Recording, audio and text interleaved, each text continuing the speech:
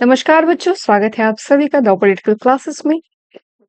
तो आज बच्चों हम लोग सॉल्व करने वाले हैं सीयूटी पीजी 2025 के कुछ क्वेश्चंस। ठीक है, और वो भी कहाँ से? तो वेस्टर्न पॉलिटिकल फिलोसफी का जो पार्ट है, यूनिट है, वहां से सॉल्व करेंगे, एमसीक्यू प्रैक्टिस करेंगे। ठीक है, ये वो क्वेश्चंस हैं जो कि आपके एग्जामिनेशन पॉइंट ऑफ व्यू से आपके लिए काफी जरूरी है। अगर आप इन क्वेश्चंस को फॉलो कर रहे हैं तो जाहिर है कि आपके लिए जो सीयूटी पीजी में नंबर लाना है वो काफी हद तक आसान हो जाएगा। ठीक है, या आप बेहतर नंबर ला सकते हैं। तो आइए आज हम इस कोर्स जो एमसीक्यू प्रैक्टिस है उसको स्टार्ट करते हैं। देखते हैं इससे कितना आपको बेनिफिट मिलता है। तो देखिए, आज का फर्स्ट क्वेश्चन है, which of the followings are the features of Plato's theory of education. यानी जो प्लेटो के शिक्षा सिद्धांत की निम्नलिखित में से कौन सी विशेषता है? क्या विशेषता है? पहला, यह सामाजिक, धार्मिक और सत्य की प्राप्ति का एक साधन है। अच्छा, elementary education begins at childhood up to the age of 6। प्रारंभिक शिक्षा बचपन से 6 वर्ष की आयु तक शुरू होती है। The public test is held at the age of 20। सार्वजनिक परीक्षा 20 वर्ष की आयु में आयोजित होती है। At the age of 30 a second selective test is take place. अब आपको बताना है कि इसमें नीचे दिए गए ऑप्शंस में कौन कौन सा जो है वो करेक्ट है। तो बच्चों पहले देखें तो भाई, प्लेटो की अगर हम बात करें तो प्लेटो किस चीज पे फोकस करते हैं? प्लेटो भाई फोकस ही करते थे किस चीज पे? हमारे एक ठीक है, प्लेटो का फोकस क्या रहता था? प्लेटो का फोकस टोटली रहता था हमारे आइडियलिस्टिक व्यू पे थे, आदर्शवादी थे। तो भाई जाहिर सी बात है वो कहेंगे कि हमें एक ऐसी शिक्षा ही चाहिए जो कि सामाजिक, धार्मिकता और सत्य की प्राप्ति का एक साधन बन सके। ठीक है, इसी के साथ अगर प्रारंभिक शिक्षा देखें तो 6 वर्ष की आयु तक शुरू होती थी, बचपन से 6 वर्ष की आयु तक। तो ये स्टेटमेंट जो है वो गलत हो जाएगा। The public test is held at age of 20। तो भाई ये भी सही है। At the age 30 is second selective test take place. ठीक है, अब इसको देखा जाए तो यहाँ पे 30 एज पे और दूसरा आपका इस पे। ठीक है, तो इस पे देखिए, इस पे क्या कहा जाता है कि जो बच्चा पैदा होता है, ठीक है, प्लेटो क्या कहते हैं, बच्चा जब पैदा होता है तो बच्चा जब पैदा होता है, पैदा होते ही उसको ऐसी ऐसे संगीत सुनाए जाए, ऐसे इमेजेस दिखाए जाए, ऐसे मूवीज दिखाए जाए जिससे कि वो बच्चा साहसी बने। ठीक है, बच्चे की जो मनोस्थिति है वो शुरुआत से ही वो क्या करते हैं, ऐसी स्ट्रांग बनाने की बात करते हैं। इसी वजह से वो क्या करते हैं, पहली चीज तो करते हैं कि वो प्रेस पे सेंसरशिप लगाने की बात करते हैं कि भाई जो भी आपके सैड सॉन्ग्स हो गए, ठीक है, उन सबको हटा दो। आप जो भी हमारी जो हारी हुई जो चीजें हैं उसको हटा दो। अगर हमने जो एथेंस और स्पार्टा के बीच में जो युद्ध हुआ था जिसमें एथेंस हार गया था, उसकी सारी स्मृतियां बताओ ही मत बच्चों को, बल्कि हमें क्या बताना चाहिए, जो स्ट्रॉन्ग लीडर्स होते हैं स्टार्टिंग के एज में, स्ट्रॉन्ग लीडर्स के बारे में उनकी कहानियां बताओ, उनको ऐसे म्यूजिक सुनाओ जिससे उनके अंदर की जो क्षमता है वो विकसित हो गए, उनके अंदर डर का वास भी ना हो पाए। ऐसी सब चीजें आपको, ऐसी चीजें करने की बात करते हैं। फिर वो क्या कहते हैं, वो कहते हैं कि उसके बाद उनको फिजिकल ट्रेनिंग भी साथ में साथ दी जानी चाहिए। ठीक है, और 20 ईयर्स पे उनका पहला टेस्ट होगा। ठीक है, 20 ईयर्स पे पहला टेस्ट होगा जिसमें फेल होने के बाद क्या हो जाएंगे वो लोग, आपका एक तो क्या कहते हैं, एक तो वो लोग जितने जितने भी लोग हैं वो तो वर्कर क्लास में बन जाएंगे। और फिर उसके बाद 30 ईयर्स का, और फिर 30 ईयर्स पे दूसरा टेस्ट होगा जिसमें कि आपका जो सोल्जर्स है वो निकल के आएंगे। ठीक है, और देन 30 ईयर्स के बाद जो एक टेस्ट होता है उसके बाद क्या होता है, जो कि आपका फिलोसफर किंग जो है उसकी बात होती है। यानी यहाँ से आपका, इसको प्रोड्यूसर क्लास जो कहते हैं हम लोग, वो कहते हैं। प्लेटो ने 3 क्लासेस जो है वो डिवाइड की थी, वर्ग डिवाइड किए थे। पहला आपका है कौन सा, गार्जियन क्लास, जिसमें कि फिलोसफर किंग आते हैं। दूसरा आपका सोल्जर। ठीक है, तीसरा है आपका प्रोड्यूसर। ठीक है, ये 3 क्लास में वो डिवाइड करते हैं। ये तीनों क्लास किस पे के बेसिस पे थे? गार्जियन क्लास आपका बेस था सोल पे, सोल में जिनकी बुद्धिमत्ता, इंटेलिजेंस जो है वो स्ट्रांग होगी उस पे। दूसरा जो है वो कहते थे कि जो बहुत साहस और बाहुबल वाले रहेंगे वो। ठीक है, तीसरा वो कहते हैं कि भाई वो किस पे बेसिस पे रहेंगे, उनमें जो तृष्णा होती है, यानी किसी भी चीज को पाने की जो एक उसको आपका उत्पन्न करने की जो एक क्षमता रहती है वो, ठीक है, वो होनी जरूरत है। ये सोल के बेसिस पे कि हर एक जो सोल रहती है उसको वो 3 टाइप में डिवाइड करते हैं। पहला विवेक, दूसरा साहस, तीसरा तृष्णा के पॉइंट ऑफ व्यू से। और ये सोल, इसी में आपका आता है मिथ्स ऑफ मेटल्स भी आ जाता है। मिथ्स ऑफ मेटल्स भी आता है जिसमें कि वो कहते हैं गार्जियंस का क्लास को वो कहते हैं वो गोल्ड के बने हैं, सोल्जर क्लास को वो सिल्वर कहते हैं, और जो प्रोड्यूसर क्लास रहते हैं उसको वो क्या कहते हैं, वो लोग तांबे के बने हैं, ठीक है, यानी कॉपर के बने हैं। ठीक है, वो कॉपर के मटेरियल से कहते हैं। इसी को मिथ्स ऑफ मेटल कहा जाता है, जो कि आपका 2023 का जो पीवाईक्यू है उसको भी कहा जाता है। इसका आंसर बच्चे क्लियर हो गया। आपका सेकंड वाला जो ऑप्शन होगा वो गलत होगा, बाकी सभी जो सही होंगे। चलिए अब आगे बढ़ते हैं। Thomas Hobbes constructed his philosophy on the basis of his postulate derive from. Thomas Hobbes ने अपने राजनीतिक दर्शन का निर्माण उनसे प्राप्त अभिधारणाओं के आधार पर किया। किनसे प्राप्त अभिधारणाएं, भाई कौन सी है? प्राकृतिक विज्ञान के सिद्धांत, सोशल साइंस, धर्मशास्त्र, तत्व में मीमांसा। ठीक है, ये 4 ऑप्शन है जिसमें कि आपको बताना है। तो इसका आंसर होगा बच्चे आपका प्राकृतिक विज्ञान। थॉमस हॉब्स की बात की तो थॉमस हॉब्स ने 30 इयर्स का वॉर देखा है। उनका जो अगर बैकग्राउंड भी देखा जाए, थॉमस हॉब्स के जो पिता थे वो काफी, वो थोड़े ऐसे व्यक्ति थे जो कि जिनकी वजह से थॉमस हॉब्स बहुत लंबे टाइम तक क्या हुए, ट्रॉमेटाइज रहे। ठीक है, यानी ट्रॉमा में रहे। इसकी वजह से वो क्या कहते हैं, भय में, भय और मैं एक साथ पैदा हुए। यानी वो भय के क्या वो किस के अकॉर्डिंग कहते हैं, पहले तो वो कहते हैं कि ये तो 30 इयर्स का वॉर भी था। ठीक है, 30 इयर्स का जो वॉर चल रहा था साथ ही साथ दूसरा जो मैं भी था, मैं भी उसी टाइम पे था। और मेरी जो अपब्रिंगिंग, जो थॉमस हॉब्स की अपब्रिंगिंग हुई थी वो ऐसे हुई थी कि उनके पिता उनसे काफी अश्लील किताबें, हर तरीके की किताबें पढ़वाते थे। अब इससे ये एक तो बेनिफिट हुआ कि उनके ऊपर उनको हर एक चीज का नॉलेज हुआ। ठीक है, हर एक चीज का नॉलेज हुआ, उनको नॉलेज भी बहुत गेन हुआ। ठीक है, बट उससे उनपे काफी, क्योंकि एक कम उम्र में अगर कोई बच्चा काफी सारी दुनिया की काफी सारी चीजों से रूबरू हो जाता है, चाहे वो इमोशनल, खासतौर से इमोशनल एस्पेक्ट जो होता है, तो कहीं ना कहीं से उस पर इफेक्ट पड़ता है। यहाँ पे देखिए प्रिंसिपल ऑफ नेचुरल साइंसेस में वो क्या कहते हैं कि जो व्यक्ति होता है वो गतिमान होता है। ठीक है, वो हमेशा चलता रहता है। मैटर की बात करते हैं, मैटर जो होते हैं वो ऑलवेज क्या रहते हैं, एक मोशन में रहते हैं। ठीक है, वो हर एक नई चीज के पीछे घूमते रहते हैं कि अगर आज हमारे पास एक साइकिल है तो कल हमें कार चाहिए, अभी कार है तो फिर हमें रोल्स रॉयस चाहिए। तो एक तरीके से पूरा चलता है। तो इनकी जितनी भी धारणाएं हैं, ठीक है, या इनके जितने भी राजनीतिक दर्शन है, it is based on scientific things little bit. ठीक है, तो प्रिंसिपल ऑफ नेचुरल साइंस को पे इनका पूरा जो बेसिस है वो रहता है। ठीक है बच्चों, इनकी जो बुक है लेवियाथन, वो आपका 1651 में लिखी गई, इसको ध्यान रखिएगा। इन्होंने पेलोपोनेशियन वॉर जो है उससे भी रिलेटेड कुछ चीजें लिखी हैं, और थॉमस हॉब्स की बुक्स का नाम याद रखिए। चलिए थर्ड क्वेश्चन है, who among the following sought to establish the non-utilitarian proposition that some pleasures are of a higher quality than others।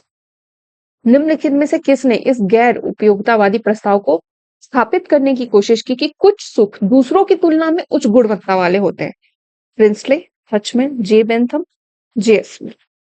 ठीक है बच्चे, तो इसको ध्यान दीजिएगा कि इसका आंसर जो है, इसका आंसर, इसका थोड़ा एक्सप्लेनेटरी आंसर देते हैं, नॉन यूटिलिटी। ठीक है, जिसमें कि प्लेजर पे हम लोग बात करते हैं, प्लेजर की हमें क्वांटिटी नहीं चाहिए, सुख की हमें क्वांटिटी नहीं चाहिए, हमें संख्या से, यानी हमें नंबर से नहीं मतलब होना चाहिए। नंबर कितना हो रहा है, कितनी क्या चीजें हो रही है वो नहीं। हमारे पास 50 गाड़ियां हैं और हम खुश नहीं है उनसे, ठीक है, वो क्या कहते हैं, वो क्वालिटी की बात करते हैं। ठीक है, गुणवत्ता, कि आप कम से कम खुश रहो ना। देखो एक भिखारी भी एक झोपड़ी में रहता है, फटे पुराने कपड़े में रहता है, फिर भी वो सुखी रहता है। ठीक है, सुख की गुणवत्ता अलग होती है, सुख की तुलना हर व्यक्ति के लिए अलग होती है। ये किसके बिहाफ में कहते हैं, जेस मिल, की क्वालिटी ऑफ प्लेजर होना चाहिए, सुख जो होता है उसमें क्वालिटी होना चाहिए। ये बात करते हैं अपने बेंथम जो है, बेंथम देते हैं हमारे आपका यूटिलिटी का कॉन्सेप्ट देते हैं, जिसमें वो बात करते हैं किसी के लिए भाई किसी के लिए फिल्म देखना हो गया, किसी के लिए पोएट्री होगी। तो हैप्पीनेस के बहुत सारे जो रहते हैं वो वो कहते हैं कारण रहते हैं, ठीक है। बेंथम क्या कहते हैं, वो हैप्पीनेस को चेक करने के लिए वो एक क्राइटेरिया बनाते हैं, एक मैकेनिज्म, जिसको हम लोग फेलिसिफिक कैलकुलस कहते हैं, ठीक है। शायद मैं गलत भी बता रही हूँ, उसको फेलिसिटी भी कहते हैं, ठीक है। और उसको बनाते हैं जिससे कि वो मेजर करते हैं, कि वह हम मेजर कर सकते हैं कि किसमें हमें कितना सुख या कितनी क्वालिटी या क्वांटिटी मिलते हैं। अब इसके थ्रू थ्रू वो क्या कहते हैं कि भाई जो लोग होने चाहिए उनमें क्या होनी चाहिए, जितने मैक्सिमम हैप्पीनेस तभी होगी जब maximum happiness of maximum people की वो बात करते हैं, ठीक है। अगर जिनसे लोग अधिकतम लोग जितने खुश होते हैं उसी के थ्रू जो खुशी है वो आती है। अब यहाँ ये चीज जब वो बेंथम जब थॉट देते हैं तो जेएस मिल एक्चुअली उनके स्टूडेंट थे, उनको बड़ा बुरा लगता है जब सभी लोग उनकी बुराई करते हैं। तो आप देखेंगे यहाँ पे क्या कहते हैं, जेएस मिल, यानी इनका तो नाम है जॉन स्टुअर्ट मिल, इनके पिता का नाम था जेम्स मिल। अब वो क्या करते हैं, वो इन उन दोनों लोगों में बहुत दोस्ती थी, आपका बेंथम और जेएस जेम्स मिल में। तो जब देखते हैं जेएस मिल की इस वजह से यूटिलिटी के कॉन्सेप्ट, उपयोगितावाद का जो उनका जो थ्योरी है बेंथम का, उसकी वजह से उनका काफी वो होता है, तो उसको जस्टिफाई करने के लिए वो देते हैं कि नहीं नहीं, हमें सुख में क्वालिटी खोजनी चाहिए, हमें उसमें क्वांटिटी नहीं खोजनी चाहिए, ठीक है। चलिए, तो जॉन रॉल्स, फोर्थ क्वेश्चन है, John Rawls concept of veil of ignorance does not imply to which of the following, ठीक है। अज्ञानता का पर्दा किस पे अप्लाई नहीं होता है, ठीक है, किससे संबंधित नहीं है। No one knows his place in society, no one knows his class position और social status, no one knows his fortune in the distribution of natural assets, parties know their conception of good. अब ये देखिए does not imply का बात है, does not imply जो कि नहीं है। तो भाई no one knows his place in society, भाई वेल ऑफ इग्नोरेंस तो यही है, अज्ञानता, हमें कुछ नहीं पता है। ध्यान रखिए, हमें कुछ भी नहीं पता है, अज्ञानता का पर्दा।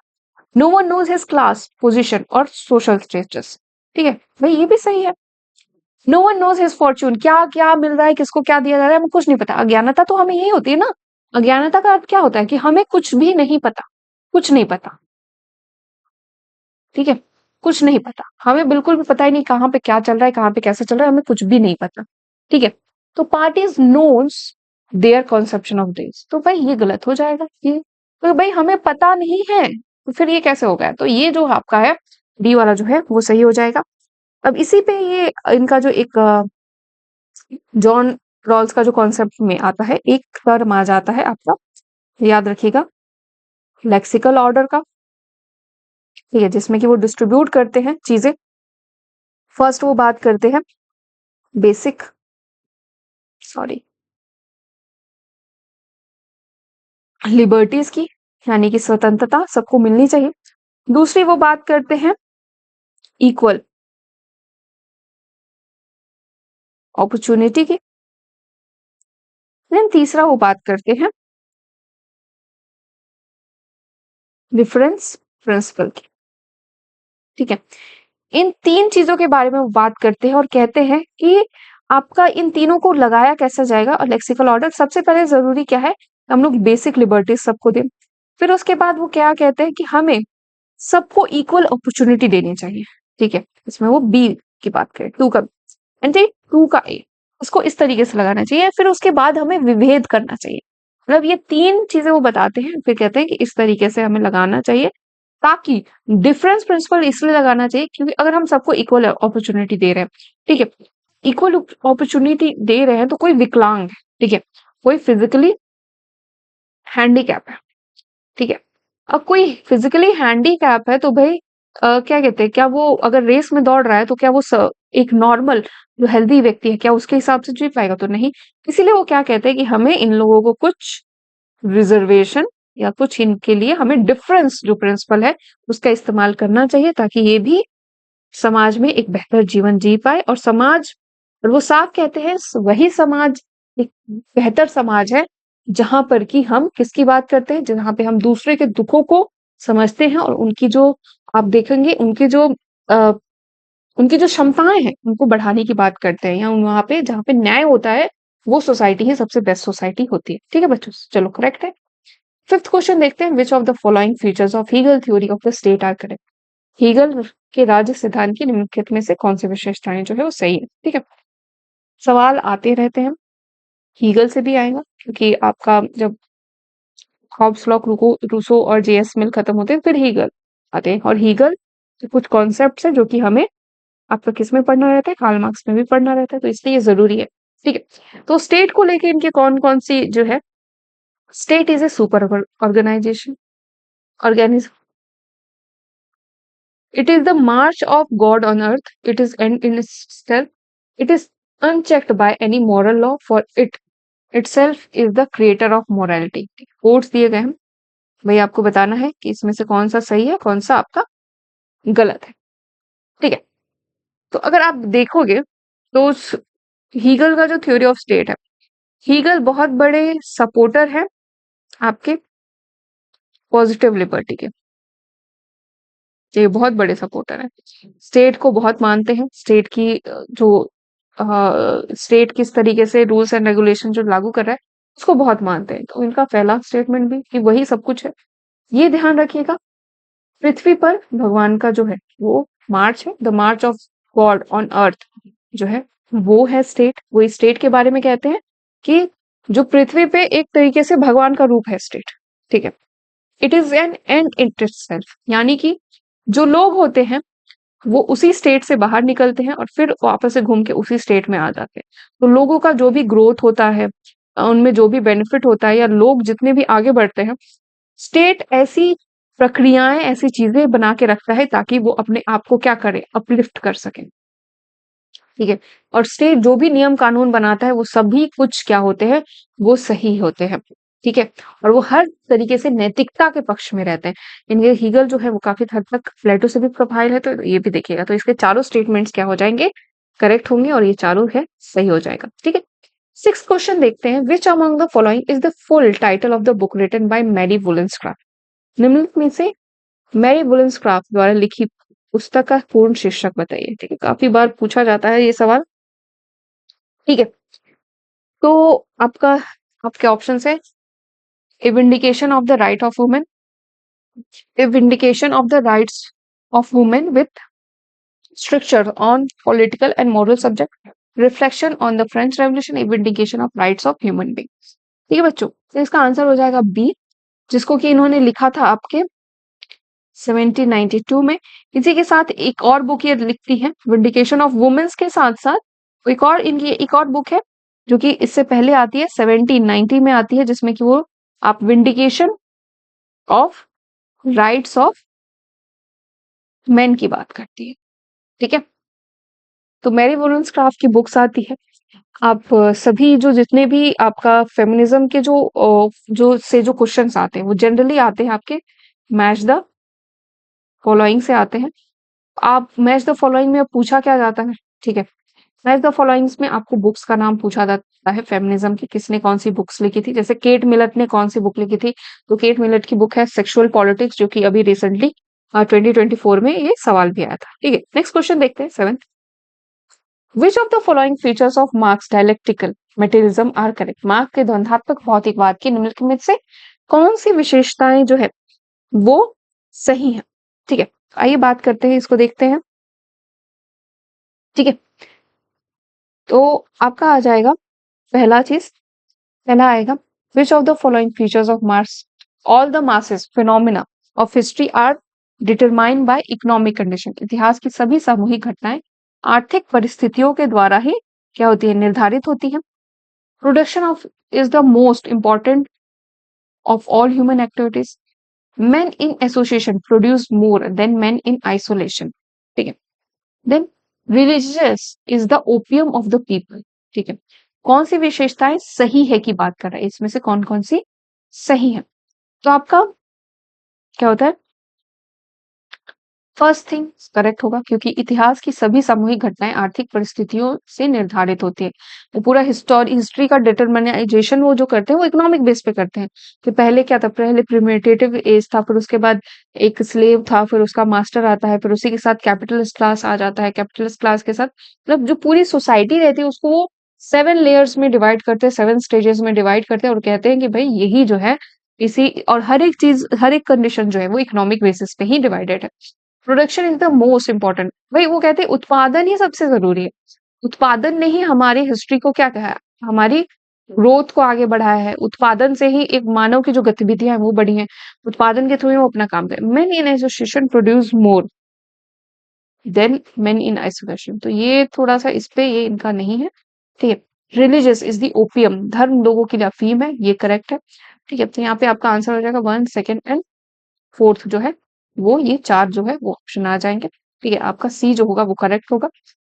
Religious is the opium of people, ये स्टेटमेंट आपका बार बार पूछा जाता है, इसको रट लेंगे तो काफी आपके लिए बेहतर होगा। ठीक है, चलिए नेक्स्ट क्वेश्चन देखते हैं। For law which of the following is not true in case of social contract, law के लिए सामाजिक अनुबंध के मामले में निम्नलिखित में से कौन सा सत्य नहीं है। ठीक है, अब सामाजिक अनुबंध की बात की जाए तो सोशल कॉन्ट्रैक्ट से ये सवाल आ रहा है, एक बार किया गया अनुबंध अपरिवर्तनीय है। ठीक है, अनुबंध जिसके लिए प्रत्येक पीढ़ी को सहमति नहीं देनी चाहिए। चलो, अनुबंध जिसमें मनुष्य प्रकृति की अवस्था में प्राप्त अपने कुछ अधिकार छोड़ देते हैं। अनुबंध प्रकृति के नियम को समाप्त नहीं करता है। कॉन्ट्रैक्ट डज नॉट पुट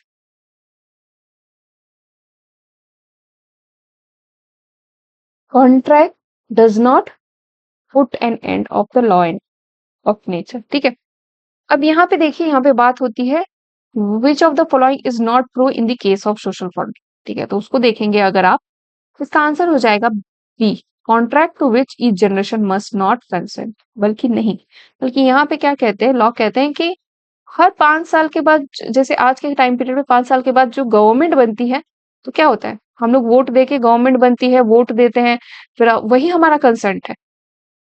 तो नहीं, पीढ़ी आगे आने वाली पीढ़ी क्या कर सकती है, वो चेंज कर सकती है सभी चीजों को। उसके पास ये अधिकार है कि वो हर साल अपना जो कंसेंट है, सरकार अगर उसके हिसाब से काम नहीं कर रही है तो वो राजा को हटा सकती है और गवर्नमेंट को हटा सकती है। इसका उसके पास अधिकार जो है वो रहेगा। ठीक है, फर्स्ट ऑप्शन देख लिए, contract once made is irrevocable. ठीक है, यहीं पे अगर आप देखोगे तो लॉ क्या कहते हैं, लॉ इसी में 2 स्टेप कॉन्ट्रैक्ट देते हैं। ठीक है, 2 स्टेप कॉन्ट्रैक्ट उनका होता है सोशल कॉन्ट्रैक्ट, जिसमें कि फर्स्ट कॉन्ट्रैक्ट क्या होता है, आपका समुदाय के लेवल पे बनता है, कम्युनिटी के लेवल पे बनता है। ठीक है, एंड देन उसके बाद क्या होता है कि फिर उसके बाद वही समुदाय लोग बन मिलके क्या बनाते हैं, गवर्नमेंट या सरकार जो है था वो बनाते हैं। तो जब भी अगर गवर्नमेंट गिरेगी तो हम सीधे समुदाय के ऊपर आएंगे, हम उसके बाद नेचुरल स्टेट में फिर से नहीं पहुंच जाएंगे, फिर से जो आपका प्राकृतिक अवस्था है उसमें नहीं पहुंचेंगे। ठीक है, तो यहाँ पे क्लियर है ये चीज। चलिए, हाँ, और आपका ऑप्शन सी क्या कहते हैं, जो अनुबंध जिसमें मनुष्य प्रकृति की अवस्था में प्राप्त कुछ अपने कुछ अधिकार छोड़ देते हैं, वो सारे अधिकार छोड़ देते हैं, बस life, liberty and private property को छोड़ के, जीवन, स्वतंत्रता और निजी संपत्ति, इन 3 चीजों को छोड़ के वो अपने सारे अधिकार दे देते हैं राज्य को कि आप हमारी रक्षा कीजिए, समान कीजिए। ठीक है, contract does not put an end of the law of nature, तो लॉ ऑफ नेचर को वो कभी भी समाप्त करने की बात नहीं करते। नेक्स्ट क्वेश्चन देखिए, who has differentiate between natural and conventional inequality, प्राकृतिक और पारंपरिक असमानता के बीच किसने अंतर किया था, हॉब्स, लॉक, रूसो, बेंथम। ठीक है बच्चों, तो इसका अगर देखा जाए तो इसका सही सामना, भाई इक्वालिटी इनइक्वालिटी की बात यहाँ पे रूसो करते हैं। रूसो का देखेंगे तो रूसो की एक बुक है सोशल सोशल कॉन्ट्रैक्ट है। ठीक है, रुक जाइए भाई, सोशल कॉन्ट्रैक्ट इनकी बुक है और इन्होंने उसी पे अपना थ्योरी भी दिया है। ठीक है, सोशल कॉन्ट्रैक्ट पे, तो इसको ध्यान रखिएगा, ये 1762 में ये दिया गया था। अब उसके बाद एक और चीज ध्यान रखिएगा। ठीक है, अब प्राकृतिक में क्या होता है, प्राकृतिक और पारंपरिक जो चीजें होती है, कन्वेंशनल में अगर देखा जाए तो प्राकृतिक क्या होता है, प्राकृतिक जैसे कि आपका जेंडर हम डिसाइड नहीं कर सकते, आप कौन से जेंडर से पैदा होते हैं, आप लड़के पैदा होते हैं, लड़की पैदा होते हैं, ट्रांसजेंडर, वो हमारे हाथ में नहीं रहता। आपका जो क्या कहते हैं, आपका जो स्किन कलर रहता है, ठीक है, आपका जो स्किन कलर रहता है वो नहीं, हम ये नहीं डिसाइड कर सकते कि आप अमीर, आप रिच रहेंगे या आप पुअर रहेंगे, ये भी हम डिसाइड नहीं कर सकते, ठीक है। एंड अब कहाँ पे आपकी जो बर्थ हो रही है, रिच घर में हो रही है या पुअर घर में हो रही है, वो हम डिसाइड नहीं कर सकते। चौथा आप ले लो, आपकी हाइट हो गया, आपकी क्या कहते हैं, आपका वेट हो गया, आपकी डिसेबिलिटी हो गई, ये सभी चीजें जो होगी, या आप अगर कुछ लोग पैदा होते हैं जिनको दिखाई नहीं देता, सुनाई नहीं देता, हर किसी के, ठीक है। कन्वेंशनल इनक्वालिटी क्या होती है, जैसे कि आपका कोई रिच है, कोई पुअर है, तो ये सभी चीजें क्या होती है, ये सभी चीजें हम चेंज कर सकते हैं। आज कोई गरीब है तो हो सकता है कल वो मेहनत करके वो क्या हो सके, अमीर भी हो सके, ठीक है। पर आप कहाँ पैदा हो रहे हैं ये हम नहीं कर सकते। तो ये सभी कुछ चीजें नेचुरल इनक्वालिटी हमें भगवान द्वारा प्रदत्त होती है, और कुछ इनक्वालिटी होती है जो कि कन्वेंशनल होती है, ठीक है। चलिए नेक्स्ट क्वेश्चन देखते हैं। Given below two statement, one label as assertion, another label as reason. assertion कहते हैं JS Mill will is the basis of all institution including the state, ठीक है। जो व्यक्ति की इच्छा होती है, ठीक है, वही सबसे ज्यादा जरूरी रहती है, ठीक है। will is not only dependent on number, it has qualitative foundation and will which makes the institution takes on the form of belief, ठीक है। यानी जो will होती है केवल संख्या पर नहीं बल्कि एक गुणात्मक आधार जो होता है उस पे भी डिपेंड करती है। तो भाई साफ बात है, ये तो भाई इसका आंसर क्या हो जाएगा बताइए। इसका आंसर तो भाई करेक्ट है, ए। ये यूटिलिटी का जो प्रिंसिपल है उसी से आपका मिला जुला है, ठीक है। तो आप इसको लेके चल सकते हैं, ठीक है। अब जब भी आप इसको सॉल्व करें तो यहाँ पे आप assertion एंड रीजन को सॉल्व करने का बट एंड बिकॉज जो है इसको लगा सकते हैं। हर कोई इसी को यूज करता है, ठीक है। अगर आप स्टेटमेंट दे रहा है for JS Mill will is the basis of the institution included in the state because will is not only dependent on number, it has qualitative foundation and the will which makes the institution takes on the form of willing, ठीक है। आप क्यों लगाइए, but लगाइए, check कीजिए कि उसके आगे वो स्टेटमेंट बढ़ रहा है कि नहीं। आपको अपने आप ये स्टेटमेंट जो है वो क्लैरिफाई हो जाएगा। जैसे कि हिंदी में अगर देखा जाए, हिंदी वाले बच्चे, तो जेएस मिल के लिए वसीयत राज्य सहित सभी संस्थाओं का आधार है, क्योंकि वसीयत केवल संख्या पे नहीं, इसका गुणात्मक आधार भी है। वसीयत जो संस्थाओं को बनाती है वह एक विश्वास का रूप ले लेती है, ठीक है। यहाँ पे क्लियर है। चलिए, तो ये आप assertion और रीजन में बट एंड बिकॉज लगा के कर सकते हैं। Which of the following two are correct, निम्नलिखित में से कौन से दो सही हैं, ठीक है। आपको बताना है। A, Plato laid more emphasises on duties than rights, his ideal state was merely an idea not reality, he was not a feminist, he did not speak about class state, ठीक है बच्चों। इसका अगर आंसर देखा जाए तो भाई साफ बात है, वो ड्यूटीज की बात करते हैं। बोलते हैं one man one work one duty, इसकी बात करते हैं साफ तौर पे प्लेटो, ठीक है। तो ये ध्यान रखिएगा। His ideal state was merely an idea not reality, भाई सही है। इनको यूटोपिक कहा गया है। यूटोपिक जो कि कल्पना, आइडिया है भाई, क्या कहते हैं, एक तरीके से देखो आइडिया आता है कोई कल्पना के आधार पे है पूरा तरीके से, इसमें कोई रियलिटी नहीं थी। He was not a feminist, बल्कि वो क्या कहते हैं, ही इज ए फेमिनिस्ट। क्या थे वो, प्लेटो एक फेमिनिस्ट है। वो क्या कहते हैं कि जो फिलोसफर किंग है वो वुमेन भी बन सकती है, औरत भी बन सकती है, मैन भी बन सकती है, और वुमेन पे वो रिस्पॉन्सिबिलिटी ना आए बच्चों को पालने के लिए, इसी के लिए तो वो भाई और कम्युनिज्म का सिद्धांत देते हैं कि जब भी बच्चा पैदा होगा तो वो स्टेट के पास चला जाएगा, क्योंकि उससे क्या होगा, वुमेन्स पे बर्डन पड़ जाता है। He did speak about class state, उन्होंने वर्ग स्थिति के बारे में बात की। तो नहीं भाई, ये नहीं होगा। तो इसका आंसर क्या हो जाएगा आपका, ए एंड बी हो जाएगा। First and second statement correct है, बाकी दो जो है गलत है, ठीक है। नेक्स्ट क्वेश्चन देखते हैं। Which of the following is not true of Rousseau? Rousseau के बारे में निम्नलिखित में से कौन सा सत्य नहीं है? He wants to reconcile liberty with sovereignty, वह संप्रभुता को, स्व स्वतंत्रता को संप्रभुता के साथ मिलाना चाहते हैं। Sovereignty originates in people and gets transfer to reason, संप्रभुता लोगों में उत्पन्न होती है और शासक को हस्तांतरित हो जाती है।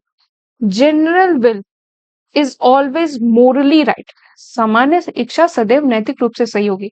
ही believed in natural differentiation between role of men and women. ठीक है, तो यहाँ पे पूछा जा रहा है which is not following are not true. ठीक है, चलिए इसको बात करते हैं। तो इसका आंसर होगा B, sovereignty originates in people and get transfer to रूटर।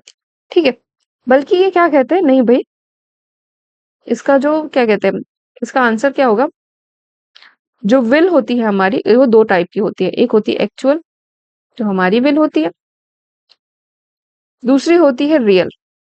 ठीक है, एक्चुअल विल हमारा जो होता है सेल्फ, जो इंटरेस्ट होता है उस पे बेसिस होती है, और रियल विल क्या होती है, वो हमारी पब्लिक गुड पे रहती है। ठीक है, तो संप्रभुता लोगों में उत्पन्न होती है और शासक को हस्तांतरित हो जाती है। ठीक है, बल्कि जो संप्रभुता क्या कहते हैं, लोगों में नहीं होती, लोग अपना जब विल देते हैं देन उसके बाद होती है। लोगों की जो इच्छा होती है वहां से उत्पन्न होती है। ठीक है, लोगों में उत्पन्न नहीं होती, कोई पैदा होते ही नहीं होता, बल्कि विल भी उत्पन्न होती है। तो दो टाइप के लोग होते हैं, एक अपने सेल्फिश नेचर को प्रभावित करते हैं और रियल विल पे करते हैं। और रूसो कहते हैं कि जो अपने रियल विल को फोकस करता है, यानी जो समाज की भलाई करके रखता है, वही अपना आगे बढ़ता है। ठीक है, चलिए नेक्स्ट देखते हैं। Karl Popper called which thinker as enemies of open society, खुले समाज का शत्रु कार्ल पॉपर किसे कहते हैं? ठीक है, यहाँ पे आंसर हो जाएगा बच्चे, प्लेटो, हीगल, मार्क्स, इन तीनों को कहते हैं। ठीक है, प्लेटो को उनकी जो कम्युनिज्म की थ्योरी है उस पे कहते हैं, हीगल भी जो है वो इतना कॉन्ट्राडिक्ट कर देते हैं, मार्क्स जो है वो क्लासलेस स्टेटलेस सोसाइटी की बात करते हैं, क्लासलेस सोसाइटी की बात करते हैं। तो इससे इससे लेके क्या होते हैं, Karl Marx, sorry Karl Popper जो रहते हैं वो काफी उससे में इन तीनों पे वो डिनोट करते हैं। कार्ल पॉपर का ये सवाल आता है। ठीक है, एनिमीज ऑफ ओपन सोसाइटी, ठीक है, इनको कहा गया प्लेटो, और बहुत बड़े एक क्रिटिक रहे हैं, तो ध्यान रखिएगा। Which is not correct about general will of Rousseau? ठीक है, जनरल विल से सवाल, भाई जनरल विल को समझना, समान इच्छा को समझिएगा जरूर। ठीक है, इसमें एक वास्तविक इच्छा होती है और एक समान इच्छा होती है। ठीक है, तो उसको समझिएगा। इट रिप्रेजेंटेड ग्रुप माइंड, यह समूह मन का प्रतिनिधित्व करता है। यह सहभागी और विचारशील लोकतंत्र को दर्शाता है। यह सामाजिक सामान्य भलाई का प्रतिनिधित्व करता है। किसी को सामान्य इच्छा का पालन करने के लिए बाध्य नहीं किया जा सकता। ठीक है, अब ध्यान रखिएगा, इट रिप्रेजेंटेड ग्रुप माइंड, यानी लोग समूह में इसकी बात करते हैं और अपनी जो विल है वो वोट के थ्रू आज के टाइम पीरियड पे, ठीक है, करंट के टाइम पीरियड पे हम देते हैं। यह सहभागी है, विचारशील लोकतंत्र की बात करती है, like it is a deliberative democracy की बात करते हैं। It represent society. But Rousseau ये भी कहते हैं कि हम किसी को भी फोर्स नहीं करेंगे कि वो जनरल विल दे। इसीलिए कहा जाता है ना, ऊपर का स्टेटमेंट जो है, ऊपर का जो क्वेश्चन हमने रूसो के बारे में देखा कि सामान्य इच्छा लोगों में उत्पन्न नहीं होती। लोगों में दो तरीके की, एक एक्चुअल और एक रियल विल जो होती है वो होती है। और इन दोनों में से कौन मनुष्य कौन सी विल को चुनता है वो उस पर डिपेंड करता है। जनरल विल इन दो विल्स का जो है उनके आधार पे ही बनती है। ठीक है, चलिए नेक्स्ट क्वेश्चन देखते हैं। For Rousseau which one of the following is not true? Rousseau के लिए निम्नलिखित में से कौन सा सत्य नहीं है? मनुष्य का आत्म प्रेम जो उसकी वास्तविक जरूरतों को पूरा करता है, गर्व बनने के लिए बहुत उपयुक्त है। अभिमान सहानुभूति के साथ असंगत हो जाता है। घमंड से सारी बुराई बढ़ी है। अभिमान तरफों लुभाता नहीं। ठीक है, तो इसका नॉट ट्रू की बात हो रही है। तो बच्चे इसका आंसर होगा D, pride does not seduce reason. क्यों?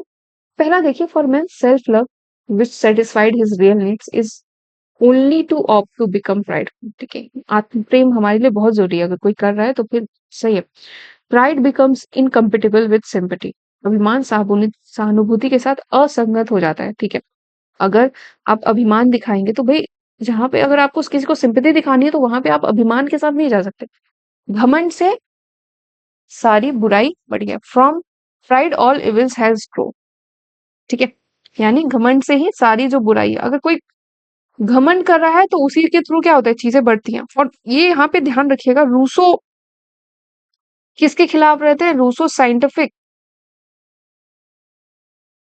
इन्वेंशंस के हमेशा खिलाफ रहते हैं। ठीक है, अगेंस्ट है ये साइंटिफिक, इसके क्या है, वो पूरी तरीके से अगेंस्ट है। वो बात करते हैं एक मोरल व्यक्ति की, जो व्यक्ति मोरल हो, जो सच बोले, ट्रुथ बोले। साइंस और औद्योगिकरण ने हमें क्या किया है, हमें बहुत हद तक क्या बना के रख दिया है, एक किसी का चमचा बना के रख दिया है। तो वो क्या है, वो सही कहीं से भी सही नहीं लगता। ठीक है, who said taxation equals force labour. ठीक है, किसने कहा कराधान बेगार के बराबर है। ठीक है, तो ये आपका आ जाएगा, ये आपका जो स्टेटमेंट है वो आपका आएगा जॉन रॉल्स के टॉपिक से।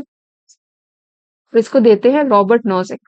ठीक है, ये कहते हैं कि जो टैक्सेशन है वो क्या है, वो एक तरीके का फोर्स लेबर है। ठीक है, जो कि आपका यूके एंड यूएसए में होता है, जिसको कि हम ये लोग क्या कहते हैं, वहां पे एक है प्रोग्रेसिव टैक्सेशन को वो लोग फॉलो करते हैं। ठीक है, प्रोग्रेसिव टैक्सेशन क्या है कि जो रिच लोग होते हैं उनसे हम लोग टैक्स ज्यादा कलेक्ट करेंगे और फिर उसका यूज क्या करेंगे, उसको हम लोग पुअर लोगों के को अपलिफ्ट करने के लिए देते हैं। तो इसके खिलाफ रॉबर्ट नॉजिक रहते हैं और क्या कहते हैं कि एक टैक्सेशन क्या है, एक तरीके से शोषण का एक नया तरीका है। और इसके खिलाफ रॉबर्ट नॉजिक बहुत पुरजोर विरोध करते हैं। वो कहते हैं कि भैया ये टैक्सेशन नहीं होना चाहिए इस तरीके से, प्रोग्रेसिव टैक्सेशन एक तरीके का कुछ नहीं है, मिथ है। और उससे को वो काफी हद तक अगेंस्ट रहते हैं। अब चलिए बात करते हैं, which pair is not correctly matched. 17 question है। ठीक है, Dworkin equality of resources, Michael Walzer complex equality, John Rawls क्या कहते हैं, state and state theory of justice. ठीक है, सॉरी, क्या है, थ्योरी ऑफ जस्टिस की बात करते हैं। Robert Nozick labour theory of property की बात करते हैं। ठीक है, तो चलिए, इसकी संपत्ति का श्रम सिद्धांत, इसमें आंसर हो जाएगा डी। क्यों, क्योंकि रॉबर्ट नॉजिक किसकी बात करते हैं भाई, रॉबर्ट नॉजिक बात करते हैं एंटाइटलमेंट, जो इनका थ्योरी है उसकी बात करते हैं। ठीक है, जिसमें कि वो बात करते हैं कि आप कैसे भी किसी से भी वो कोई भी चीज नहीं लिखते, बल्कि संपत्ति का श्रम सिद्धांत किसने दिया है, ये बताइए तो। किसी को भी ध्यान हो कि संपत्ति का श्रम सिद्धांत किसने दिया है, सीयूईटी पीजी का सवाल है। इसका आंसर आप लोग कमेंट बॉक्स में दीजिए, या इसको आप लोग होमवर्क भी मान कर तो चलिए। ये जो होमवर्क नहीं करके लाएगा ना, और होमवर्क कैसे करना है आपको, कमेंट बॉक्स में आप लोग क्या कीजिए, कमेंट करके बताइएगा। मैं देखती हूँ कि आप लोगों ने संपत्ति का श्रम सिद्धांत बहुत जरूरी है। ठीक है, लेबर थ्योरी ऑफ प्रॉपर्टी किसने दी है।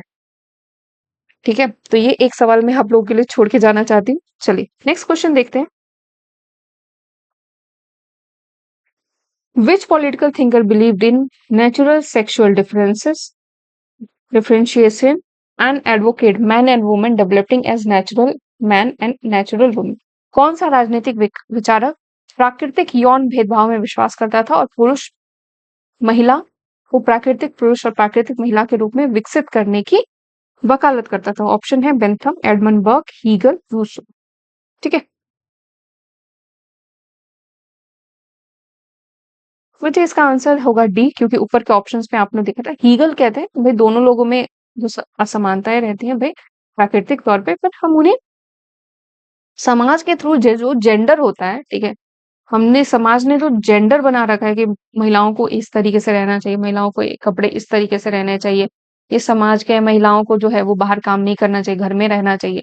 इन सभी चीजों को हम लोग क्या कर सकते हैं, उसको हम लोग बदल सकते हैं। महिला और पुरुष के बीच में जो ये असमानताएं फैली हैं उसको हम लोग बदल सकते हैं। नेक्स्ट क्वेश्चन देखिए, who said the executive of modern state is but A committee for managing the affairs of the वोर बुर्जुआस। किसने कहा था आधुनिक राज्य की कार्यपालिका संपूर्ण पूंजीपति वर्ग के मामलों के प्रबंधन के लिए एक समिति मात्र। बहुत इजी क्वेश्चन है भाई।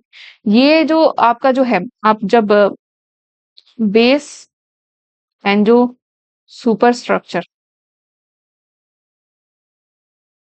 का जब कॉन्सेप्ट पढ़ेंगे और इसी में आप जब देखोगे कि इसके बाद जो स्टेट स्टेट पे जो व्यूज होते हैं, किसके व्यूज, जो मार्क्स के व्यूज होते हैं, उसको अगर आप पढ़ोगे तो आप आसानी से समझ जाओगे कि मार्क्स क्या कहते हैं कि भाई, मार्क्स साफ कहते हैं कि जो पूंजीपति वर्ग है, ठीक है, पूंजीपति वर्ग को आगे बढ़ाने के लिए, उनके डोमिनेंस को आगे बढ़ाने के लिए जो स्टेट क्या करता है, स्टेट हेल्प करता है, और बदले में क्या करता है, पूंजीपतियों से क्या लेता है, धन जो है वो लेता है। जैसे अब ये कहा जाता है कि मोदी जी जो है, मोदी जी अडानी और अंबानी से क्या लेते हैं, वो आपका पॉलिटिकल कैंपेन को आगे बढ़ाने के लिए, या उन सबको उन लोगों को सैंक्शंस कर देते हैं, जो टावर्स होता है, जियो के टावर्स वगैरह, ये सब जो है वो सैंक्शंस कर देते हैं, और उसी के थ्रू जो डेवलपमेंट है वो होता है हमारा।